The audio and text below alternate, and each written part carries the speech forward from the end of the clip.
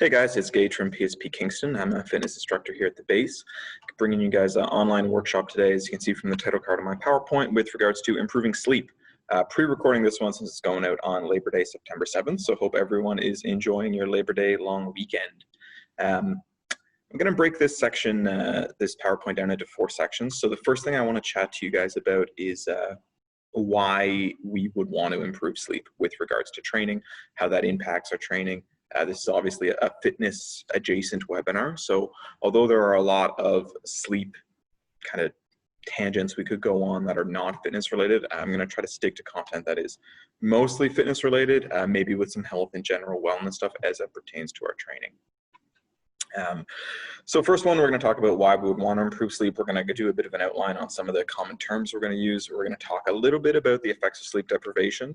If you're watching this video, you're probably already a little concerned about your sleep quality, quantity, the depth of your sleep, all that kind of stuff. If you're unaware of some of the effects of poor sleep or sleep deprivation, we're going to get into it in that section. So we'll maybe just get a little scared of some of the negative effects of reduced sleep. Then we're going to chat a bit about some common roadblocks, why people might be experiencing some sleep deprivation or a lack of sleep quality. And then finally, we're going to get into the fun stuff at the end. My favorite section, it'll be strategies we can use to improve on those common roadblocks. So let's jump right in. Improving sleep. Why do we care about sleep as it pertains to training?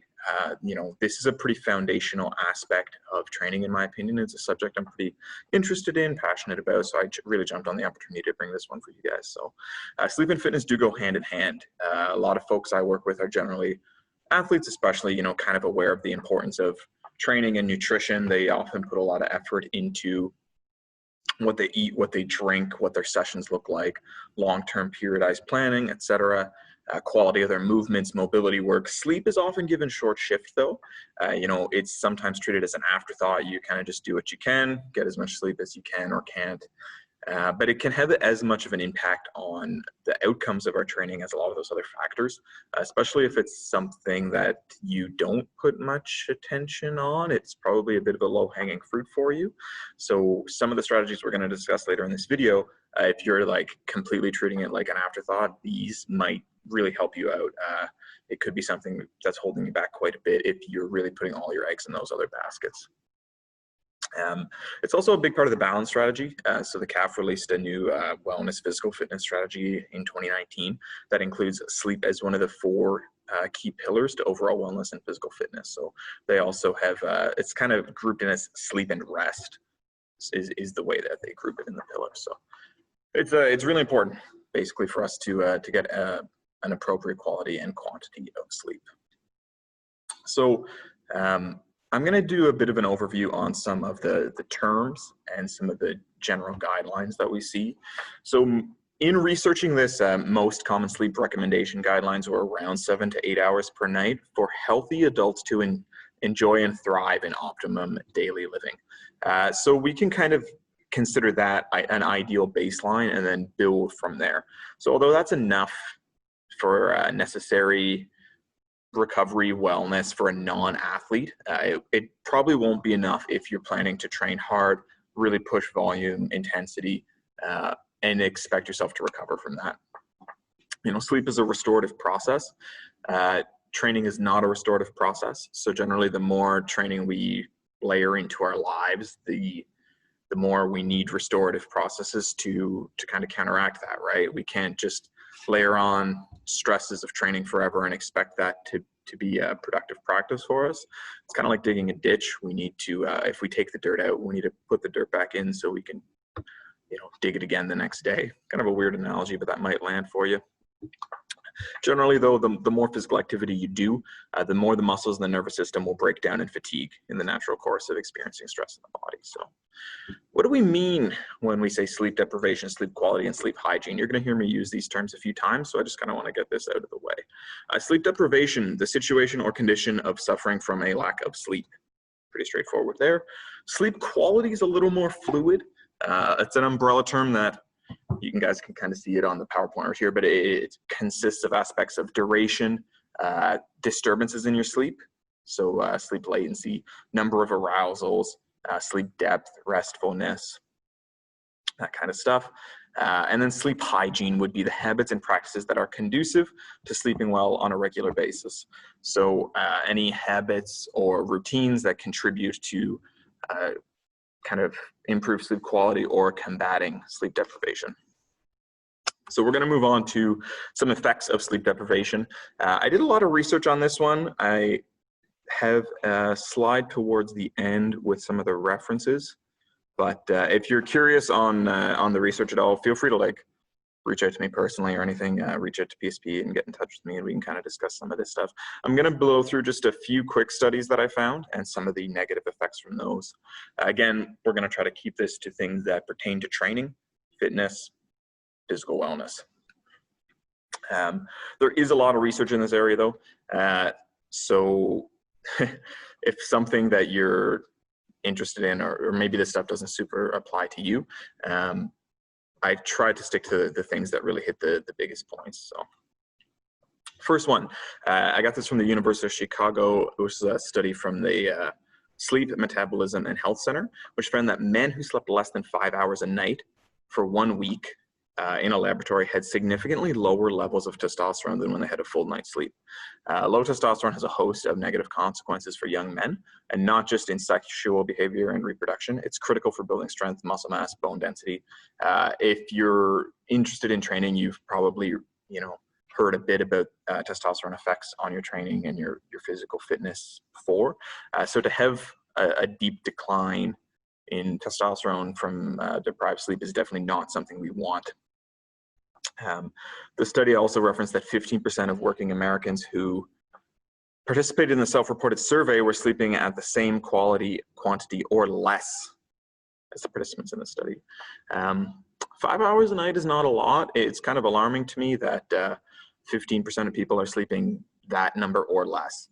I'm sure some of them are trying to train hard, so to have such a reduced amount of testosterone is not going to be good for them. Yeah, not at all. In researching this one as well, I found that the difference of testosterone was about 15 years in testosterone levels. So I'm 30, so if I were sleeping 5 hours or less a night, I would have on average about the testosterone of a 45-year-old man. So if you're someone who's still trying to train hard into your 40s and 50s, that's probably pretty alarming to you. Maybe try to get some sleep. Yeah. It's been very well documented that sleep deprivation is likely to lead to weight gain as well. There's lots of hormonal stuff at play here, kind of as we alluded to with the testosterone study, but when you are in a sleep-deprived state, your leptin levels drop. It's responsible for making you feel full, so you might have kind of a constant appetite if you're a sleep-deprived person. Lack of sleep also increases your appetite, so you not only do you not feel full, you don't feel satiated, but you want to eat more. Sleep will also have a powerful effect, especially sleep deprivation, on the prefrontal cortex, the part of the brain that deals with processing inhibitions and decision making. I think we can probably all anecdotally attest to that. After a poor night's sleep or a few nights of poor sleep, you're often not quite as switched on as you would normally be, maybe just running a little bit slower. So, that point combined with the previous two is probably going to lead us to making some poor food choices. I also read a much more recent study which showed that teens who got fewer than 8 hours per night of sleep have an average BMI much higher than their counterparts who got a regular night's sleep. That's pretty alarming for young people. They wouldn't even have had much time to accumulate poor sleep habits yet. So for them to be 3.8 to 4.7% higher on the BMI scale, kids are probably not trained enough to have enough muscle mass to swing the scale up that much. So it's probably not lean body mass that's moving them up on the BMI scale.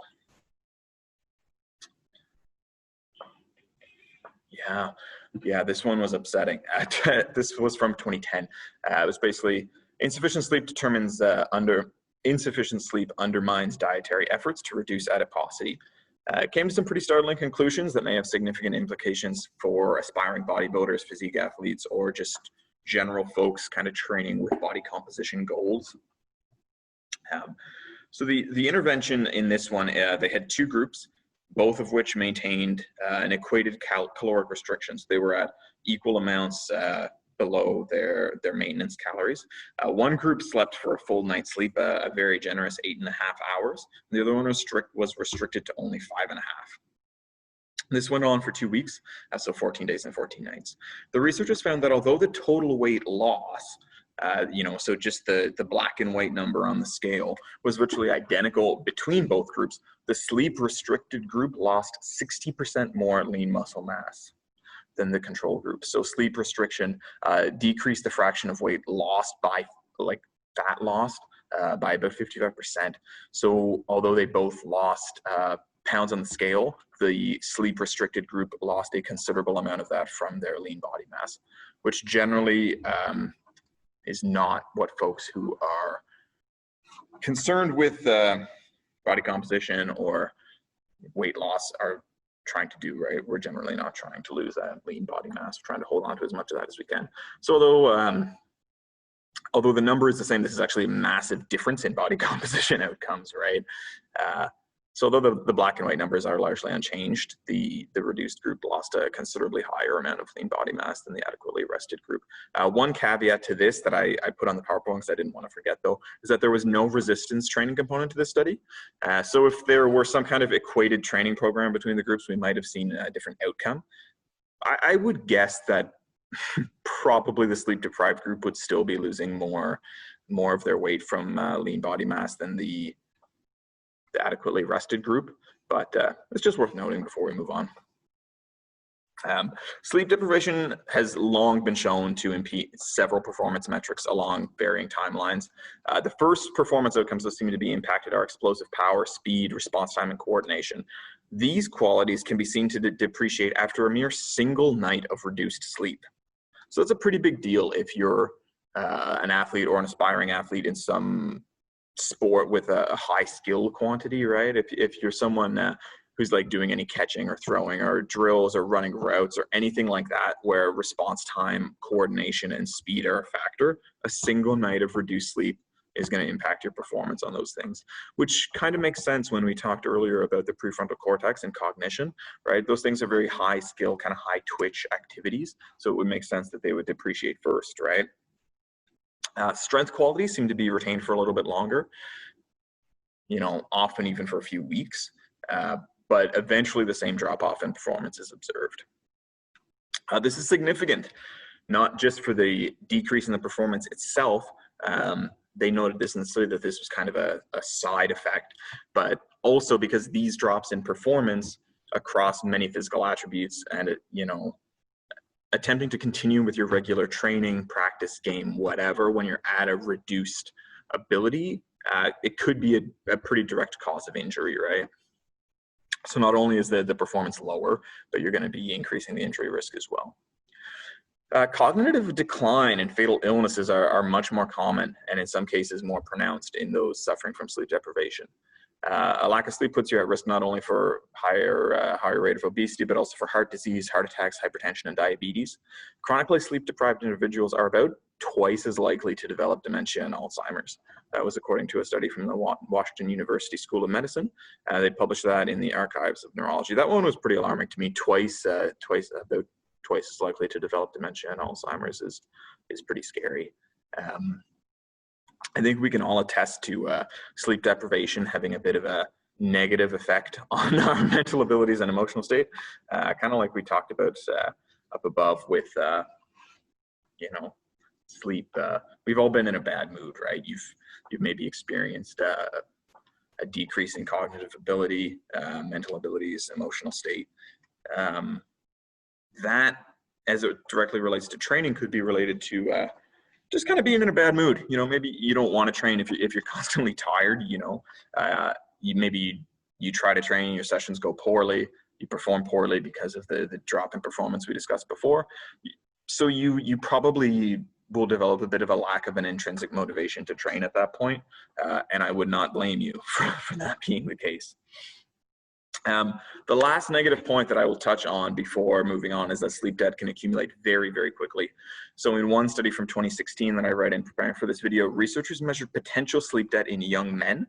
The subjects were able to sleep up to 12 hours for over a week. So this was just unrestricted, no alarm, sleep as much as you want, wake up naturally, followed by one night of being awake and another night of sleeping up to 12 hours. The researchers were looking to measure how much sleep the subjects would normally get if they were unrestricted versus how much they could sleep if they were uninterrupted by life. This was a pretty interesting one. That's why I saved it for the end. So using this difference, say 7 hours of sleep normally versus 9 hours interrupted, we can predict how much sleep debt you may be in. Since individuals vary in how much sleep is required, this could be a rough method to determine the magic number for sleep on a personal basis. So if you, this maybe be something you could kind of approximate on a weekend or on a vacation where you don't have as many responsibilities. If you have kids at home, that's probably unrealistic for you.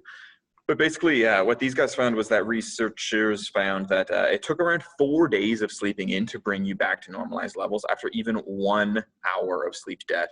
That's crazy to me. We would be in that situation unintentionally every week, right?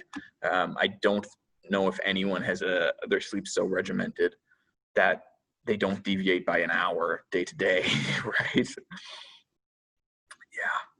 Yeah.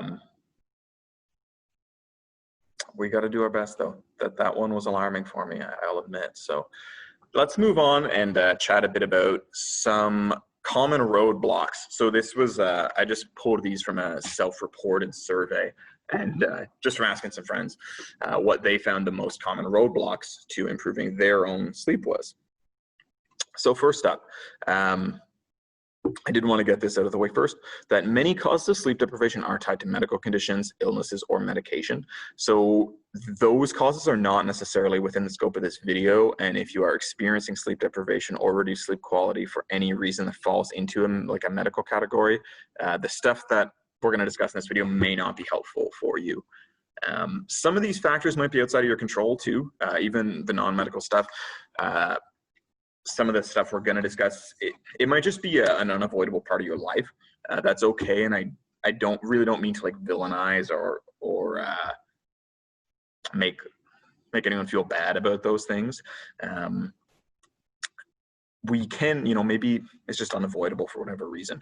But what we can do is kind of accept those things, move on, and we can maybe take some of the strategies in this video to try and mitigate some of the negative effects of that. We don't want those negative effects that we just discussed, right? So why would people be experiencing reduced sleep, sleep deprivation or poor sleep quality? The first one I want to touch on is kind of a weird one. Personal choice. Often people just don't realize that they need as much sleep as they do. And instead of regularly going to bed at a reasonable hour, they might prefer to stay up late, socialize, watch TV, read a book, whatever. They might just kind of think it's like a personal preference. I find that's often a case too, where people are like, I'm great on 4 hours sleep, but they've maybe been in that state for so long that it's become normalized to them. So this one can also be common if you're very busy and you don't have much time to yourself. So you maybe stay up a little bit later just to have a little chunk of your day reserved just for you. Again, that's not meant to make anyone feel bad, but if you're watching this, you're probably in the boat of trying to improve your sleep. So that might be a reason where you're not getting enough sleep or your sleep's not good enough. Work, this is a big one.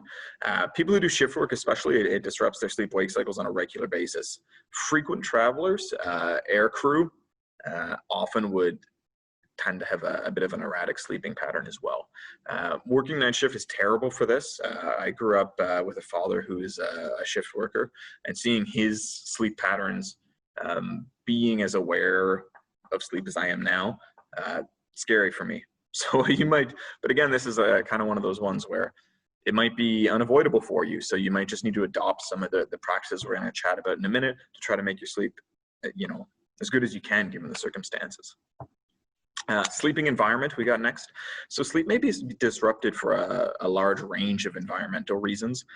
The room's too hot, the room's too cold, it's too noisy, it's loud outside, you have noisy neighbors, your spouse snores, your bed's uncomfortable, whatever. Environment, there's lots of factors at play there. Poor sleep hygiene. So we're going to talk about lots of strategies to combat this soon, but some people's habits are disruptive, right? Drinking coffee, smoking cigarettes too close to bedtime, that's just excess stimulation for the nervous system, having alcohol too late, even eating too late. Sometimes that digestion can keep us up a little bit. Exposure to other stimulants such as blue light can be a factor in poor sleep hygiene too. Yeah, we touched on this a bit a moment ago, but if your parent, babies, older babies, toddlers, parents almost always experience sleep deprivation because their young children wake frequently in the night. So there's not, as I mentioned on the slide too, there's not much we can do about that one. Just wait, try to take some of these other strategies on and make your sleep as best you can. Stress and anxiety. So this one's really common. Many people find it difficult to unwind and relax at bedtime or just late in the evening in general. Spend a large portion of their actual in-bed time worrying, anxious, or stressed out, often about the next day. Or maybe about the day they just had. Alcohol. So this one's unpopular. Never really goes over well with an audience, right? While alcohol can induce sleep, it also seems to lead to more frequent sleep disturbances. So it might help you fall asleep, but you're also more likely to wake up during the night. There is a pretty steep decrease in melatonin production. I think it's like gosh, I looked at it. I don't have it in front of me, but it does decrease in melatonin production, cause some hormonal irregularities, and a host of other correlated lifestyle factors that would strongly influence your training, right? So impaired decision making with regards to personal safety could lead to some injury, irregular dietary choices, etc. So I would just try to avoid consuming alcohol and other sleep disrupting substances like caffeine close to bedtime. All right. We're burnt out on the bad stuff. Let's get into the fun stuff. I loved working on this section. So we're going to chat about some strategies and tools to improve your sleep. So if you are afraid of those effects of sleep deprivation and you maybe identified some of the common roadblocks to your sleep in the previous section, you might be able to pull something from this section to help you out. So let's jump right in. I got a whole bunch of these to go through. There's many strategies that we can take to avoid sleep deprivation, improve sleep quality, improve our training, recovery, and overall well-being, which is probably something you're very interested in if you're watching this video. These strategies don't necessarily apply only to people who struggle with their sleep either. Athletes or people who are really consistent and serious about their training can adopt some of these methods to further increase their recovery and chances of reaching their fitness goals. Even if you're already landing, in a pretty good amount and quality of sleep, you might want to just do a little something extra, get a little bit extra recovery from it. So let's jump into the good stuff, okay? Meditation. If you find yourself struggling to sleep because of stress, anxiety, personal choice, or sleep environment, this is one of the first strategies I would attempt to employ. Meditation is a great strategy to use. It's free. You can do it anywhere, and it has many physical and mental benefits. So there's tons of ways you can meditate. I'm not going to super get into it in this video. You can even get it like a guided meditation app might help, something you can just kind of listen to before bed and sort of let that hopefully relieve some of your stress, anxiety, make you maybe forget about the sleep environment if you're in a bit of a noisy area. Or if you're someone who kind of just has a lot of energy towards the end of the night, this might be a good way to just help you wind down. Earplugs and or eye mask. This is one of the first ones that I tried myself. It can be very helpful for those who are experiencing a difficult sleeping environment. If the bedroom's too bright or too loud for any reason, this would probably be one of your first things to try. If you find the mask disruptive, like kind of the string that goes around your ears, well, I guess everyone's a little more used to masks now. I used to recommend this to people and they would said they would find the mask uncomfortable. So you can also go for blackout curtains, blackout blinds. That would be a little more costly, so I would maybe just try the eye mask before you try the curtains. If you like the effects of the eye mask but you find it uncomfortable, you may want to spring for the curtains. White noise machine. Finding some ambient noise that is pleasant for you can not only counteract intrusive outside noises, but also induce a calm and peaceful headspace for you to ease your way into sleep. White noise machines have been around for a long time. You can kind of get a separate machine. Lots of apps on your phone have that available now too. Me personally, I prefer the standalone white noise machine, as I try not to sleep with my phone in the bedroom. Even if I go on airplane mode or do not disturb, it's still kind of tempting if I get up in the middle of the night to use the bathroom or whatever to check my phone. So rather than have the possible disturbance of my phone in the bedroom, I would put my phone in a separate room and use a white noise machine for the noise during the night. Your mileage may vary on what you like as an ambient noise. Usually you'll get like some pre-programmed nature sounds or running water kind of thing. Blue light blocking glasses and blue light apps. I meant to bring my blue light glasses with me and I forgot them, because I typically do everything in front of my computer with my blue light glasses at this point.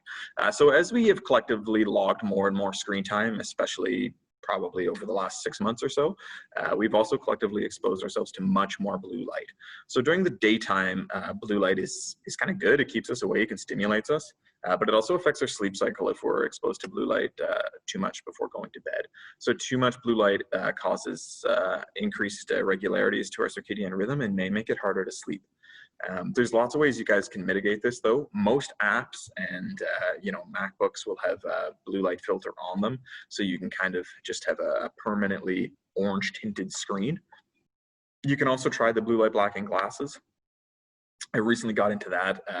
I find it pretty comfortable. It's good for watching TV and stuff in the evening where I don't have my orange light filter on the TV. Sometimes the apps are set on a timer, so you can just have it switch over whenever you like. Depends on your bedtime, right? 6 p.m., 7 p.m., and your screen will just become orange tinted, and then you don't have to worry about it, or you can just have it permanently set to be on blue light blocking mode. Regulating temperature and sleeping surface. So this is a pretty obvious one, right? Sleeping in a room that you subjectively find to be too hot or too cold is going to be difficult. Most seem to prefer sleeping in a room that's a little bit colder, slightly cool. 18 degrees Celsius was apparently the sweet spot in one study that I read. You got to regulate the temperature to make sure it's comfortable for you, though. Sleeping surface is very important too. Although it's a bit of an investment, having a quality mattress that you find comfortable, it can do wonders for your sleep quality and quantity.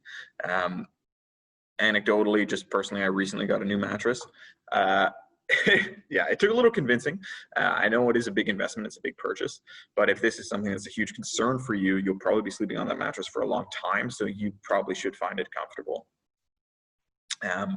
Reading or writing before bed is one of my favorite strategies that you can use to improve your sleep.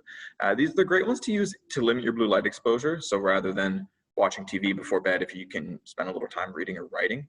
If you're stressed or anxious in the evenings, or if you often make the personal choice to stay up a little bit later, these ones can be good.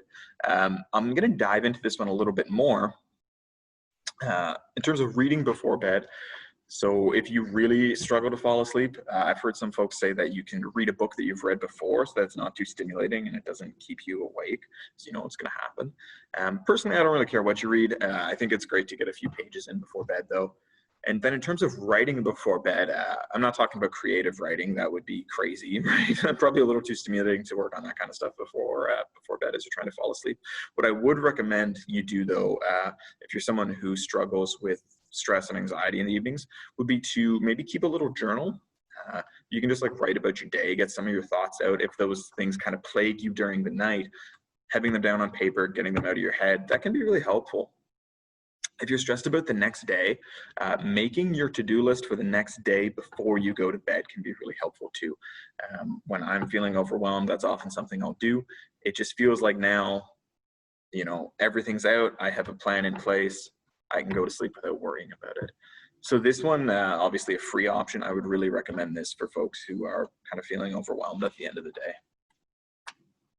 All right, so I grouped these two together because they're both light related. So we have sunrise alarm. This was a wonderful gift that I got for Christmas from my parents a couple years ago. But this is, I should have brought it with me because it's kind of funny looking. It's an alarm clock that wakes you up via gradually brightening your room in the morning. You know, waking you up via light rather than sound. So mine is, it's like a big orb that emits light. And generally, I find this to be much less jarring than waking up to a sound alarm, and I generally wake up a lot less groggy. Over about a 30-minute period, it will gradually brighten your room, so you will possibly wake up anytime in that 30-minute period. It's, tries to wake you up when you're at a lighter point in your sleep cycle versus like a hard alarm to disrupt you and wake you up. It's also really handy to use when the sun is rising a bit later than your wake up time, as it allows you to wake up in a bright room rather than a dark room. So let's say, middle of the winter, it's pitch black, your alarm's going off, dark room. That's not a very stimulating atmosphere to wake up from, right? Waking up in a bright room is a great start to your day, though. Vitamin D exposure. So this one's pretty obvious. You guys probably are well aware of the benefits of vitamin D, but I would recommend trying to get some vitamin D exposure, some natural vitamin D exposure earlier in the day if possible. This is difficult for us, especially in our climate, during the winter especially. It helps to keep our circadian rhythm in check though, and it kind of gets us a natural wind down at the end of the day if we can get some natural vitamin D in earlier in the day. I would always recommend trying to get it a bit of sunshine every day. Supplementing vitamin D in the morning during the wintertime can be helpful too, since the sunlight isn't as readily available, but I would really try to get that natural sunlight if you can. Remember to wear sunscreen though. Naps. So kind of goes without saying, right? Naps is probably the most obvious strategy to mitigate the effects of poor sleep deprivation, or reduce sleep quality. Just sleep more at another time. If you're trying to get the cognitive benefits of sleep, some of those, the cognitive decline stuff we talked about earlier, or if you're just feeling a little groggy, a little tired, even a 20-minute nap can make a difference with regards to cognitive benefits of sleep. But if you're trying to recover from training, you'll need to get the full sleep cycle in. You might feel nice and refreshed from a shorter nap, but to really get like the physical benefits, you're gonna need to get the whole chunk in though. Again, this one might not be realistic depending on your work schedule, your home life, etc. But this would be a pretty obvious one to shoot for, right? Just try to sleep more. Supplementation. I'm not going to dive too much into this one, but there are a couple things that could really help you. This is a little outside the context of the video, but there's lots of natural sleep aids available. I'm not going to get into any specific recommendations or brands or anything really. That would not be within the scope of this. We've already discussed the potential to need to add a little bit of extra vitamin D depending on the time of year.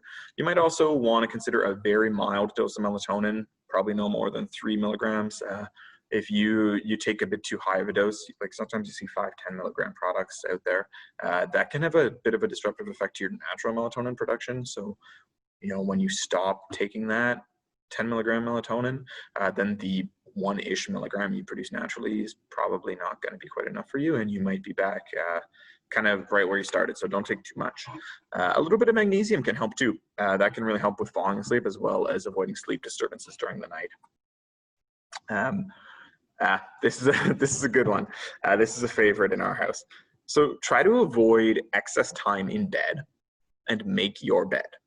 So treat your bed as though it's only for sleeping. We talked about making sure your bed is comfortable, but you don't want it to be a place where you want to relax, scroll through your timeline, just chill, etc. Try to make a deliberate attempt to not spend extra time in bed so that it can create a bit of a mental association that bed is for sleep. So when you get into bed, this is your sleep space. If you're in bed all the time, you're probably not going to really, the association of getting into bed for sleep is not going to be there if you spent all day in bed. So even if you're just looking for somewhere to chill, just, try to do it on the couch or at the kitchen table or whatever. I would also encourage everyone to make their bed when you get up in the morning. Not only will you be less likely to crawl in during the day, because the bed's made, right? So it'll kind of go hand in hand with staying out of bed during the day, but it's also just so nice to get into a made bed at the end of the day, right? It's really relaxing. So if you struggle with the stress, anxiety, or sleep environment, make your bed, do the noise machine, kind of create the little welcoming atmosphere for you to sleep. Setting consistent times as much as possible. So like we mentioned early on in this presentation, sleep debt can accumulate really quickly, and that's not what we want. So try to keep the times that you wake up and go to bed pretty consistent, fairly consistent schedule. Of course, you can see on the PowerPoint, there's nothing wrong with getting getting to bed and sleeping, getting to bed on time and sleeping in a bit on the weekends, especially if fitness and recovery is a huge concern for you. Getting a little bit extra sleep on the weekends is probably going to be nice, going to pay some dividends for you. But I would try to avoid massive swings in the times you go to bed. So this would be common, you have a consistent bedtime during the week and a consistent wake up time during the week, but then the weekends are crazy. You're going to bed maybe even 5 or 6 hours later than you normally do during the week.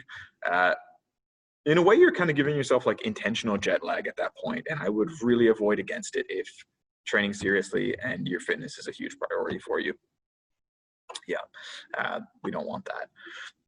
I would then take, we discussed some great strategies here, guys. So take whichever ones you find helpful, kind of roll them all into a consistent routine that works for you, depending on what your common roadblock is and what disturbances you yourself experience.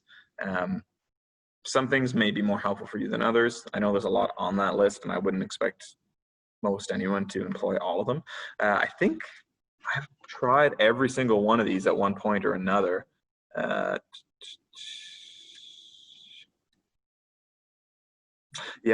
don't use earplugs or an eye mask anymore, but I did for a long time.